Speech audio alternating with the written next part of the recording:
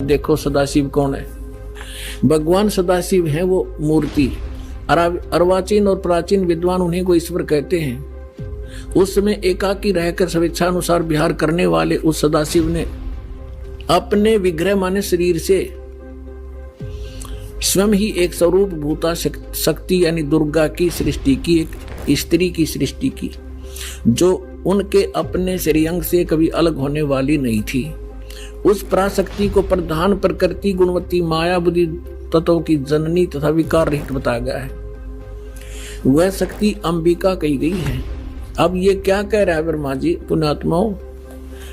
अब देखो कमाल की बात है, देवी पुराण के अंदर तीसरे स्कंद में ब्रह्मा जी अपने पुत्र नारद को बताता है कि बेटा, मैं जब उत्पन्न हुआ मैं कमल के फूल पर बैठा था और युवा मेरा शरीर था। मुझे नहीं मालूम मैं किसने उत्पन्न कर दिया, मेरा उत्पत्ति करता कौन है, मैं कुछ नहीं जानता। अब यूं बताओ है उस अपने बाप की उत्पत्ति वो क्यों कर बना।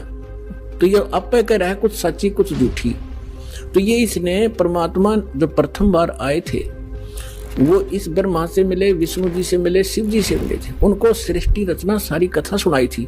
इन्होंने एक बार तो स्वीकार किया था, फिर काल प्रेरणा से माल्य के ज्ञान को रिजेक्ट कर दिया था। अब वो सुना हुआ ज्ञान यहाँ कुछ अटकलबाजी कर रहा है। ये परमात्मा ने तो ये बता रखा है कि इस काल ने दुर्गा को खा लिया था, बुरी नीयत है, वो उसके पेट में चली गई थी, फिर वो परमेश्वर ने आकर निकाली थी, तब ये दोनों पति पत्नी रूप में रहने लगे थे। अब ब्रह्मा जी इसको दूसरे ढंग से कह रहा है कि उस सदाशिव ने इसने सिर पैर का पता नहीं कि उसने अपने शरीर से एक स्त्री उत्पन्न की जो कभी उसके अंग से अलग होने वाली नहीं थी। अब ये देखिए, उस समय एकाकी रहकर स्वेच्छानुसार विहार करने वाले सदाशिव ने अपने विग्रह से स्वयं ही एक स्वरूप भूता शक्ति की सृष्टि की जो उनके अपने श्रेयंग से कभी अलग होने वाली नहीं थी। वो कौन है? उस पराशक्ति को प्रधान भी कहते हैं। ये प्रधान शब्द रखियो याद, प्रकृति भी याद रखना।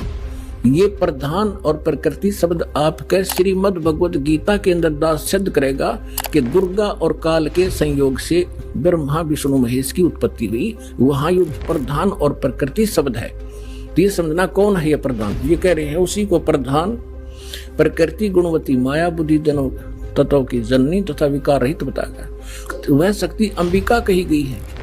उसी को प्रकृति सर्वेश्वरी और त्रिदेव जननी, ब्रह्मा विष्णु महेश की माता, उनको उत्पन्न करने वाली नित्य और मूल कारण भी कहते हैं। सदाशिव द्वारा प्रकट की गई यानी उसके शरीर से निकली हुई उस शक्ति के 8 भुजाएं हैं, अष्टंगी।